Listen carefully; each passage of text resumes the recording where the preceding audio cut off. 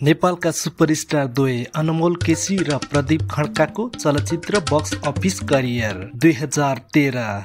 अनमोल KC hostel फिल्मबाट चलचित्र नायक यात्रा सुरु। चलचित्रको लागत लगभग 50 देखि 1 crore. Box office collection 3 crore बराबरी। फिल्म सुपरहिट। प्रदीप खड्का 2015 स्केप चलचित्रबाट डेब्यु गरे। चलचित्रको लगानी अनुमानित 60 लाख भने चलचित्रले खासै व्यापार गर्न सकेन। यो चलचित्र सुपर डुपर फ्लप। यो 1 पोइन्ट अनमोल केसीलाई जान्छ।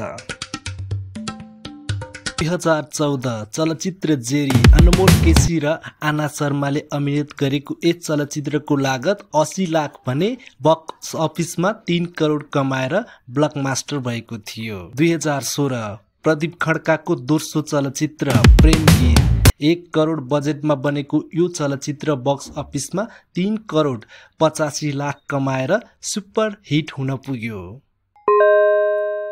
+1 पोइन्ट अनमोल केसीलाई। 2016 अनमोल केसीको तेस्रो चलचित्र गाजल एक पूर्व कुमारीको कथा चलचित्र आयो। यसको लगानी थियो 1 करोड बराबरीको। यसले लगभग 5 करोड कमाएर सुपर हिट भयो। 2017 प्रदीप खड्काको तेस्रो चलचित्र प्रेम गीत 2 अनुमानित 1 करोड 50 लाखमा बनेको यस चलचित्रले 8 करोड 50 लाख कमाएर सुपर डुपर हिट बन्न पुग्यो। यो पोइन्ट प्रदीप खड्काको।